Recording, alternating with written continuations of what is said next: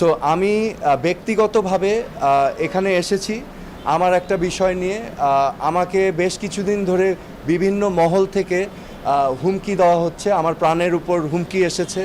এবং গতকাল রাতে আমি যখন আমার কাজ শেষ করে, আপনারা জানেন যে আমি একজন কর্মঠ মানুষ, আমার কাজ করতে হয় প্রতিদিন। আমি কাজ থেকে যখন রাতে ফেরত যাচ্ছিলাম আমার ডিওএইচএসের বাসায়, আমাকে একটি মোটরসাইকেল চালক আমাকে ছায়ার মতো ফলো করে। এবং আমি যখন ক্যান্টনমেন্ট গেট দিয়ে ঢুকে যাই, সেই মোটরসাইকেল আরোহী আমাকে কিন্তু ফলো করতে থাকে। একটা পর্যায়ে আমি দেখি তার শার্টের মধ্যে লাল নীল লাইট জ্বালানো এবং সে আমাকে ইশারা করছে থামার জন্য।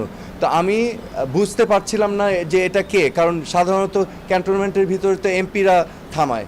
তো আমি থামিয়েছি কারণ তার লাল নীল লাইট দেখেছিলাম।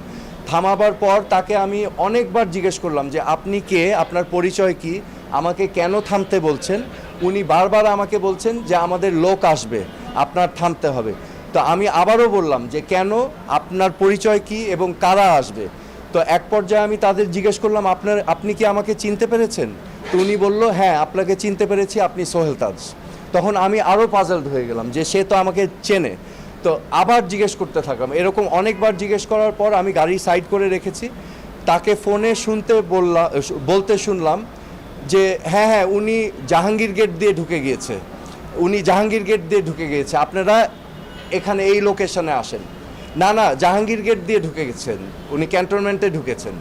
তো এরকম কয়েকবার বলার পর আমি তাকে আবার বারংবার জিজ্ঞেস করলাম পরিচয় কি, কেন আমাকে থামিয়েছেন। সে কোনো সদুত্তর না দিল না। কিছুক্ষণ পর আবার সে ফোনে কথা বলে তারপর আস্তে করে মোটরসাইকেল নিয়ে আমাকে বললে আপনি চলে যেতে পারেন, বলে উনি চলে গেল। সো আমার কাছে যেটা প্রতীয়মান হয়েছে বা আমি যেটা উপলব্ধি করতে পেরেছি, সে যেই ব্যক্তির সাথে কথা বলছিল তারা অন্য স্থানে অবস্থান নিয়েছিল। তো তারা ভেবেছিল আমি হয়তো মহাখালী দিয়ে যাব, এবং আমি যেহেতু ক্যান্টনমেন্ট দিয়ে এসেছি সে বারবার বলার চেষ্টা করছিল যে আমি ক্যান্টনমেন্ট জাহাঙ্গীর গেট দিয়ে ঢুকেছি। সো এটা আমি মনে করছি, আমার অনুমান যে এখানে একটা দুরভিসন্ধি ছিল, এখানে একটা দুর্ঘটনা বা অঘটন ঘটাবার পরিকল্পনা ছিল।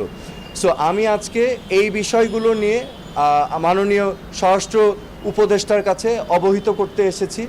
এবং আমি মনে করি যে বাংলাদেশের সকল নাগরিকের ব্যক্তি নিরাপত্তার অধিকার আছে, এবং আমি তাকে বলেছি যে আইন শৃঙ্খলা পরিস্থিতি অবশ্যই যেন অতি দ্রুত উন্নতি করেন, এবং উনি আশ্বাস দিয়েছেন যে উনি দেখছেন এবং সার্বিকভাবে ওনার মনোযোগী হয়েছেন।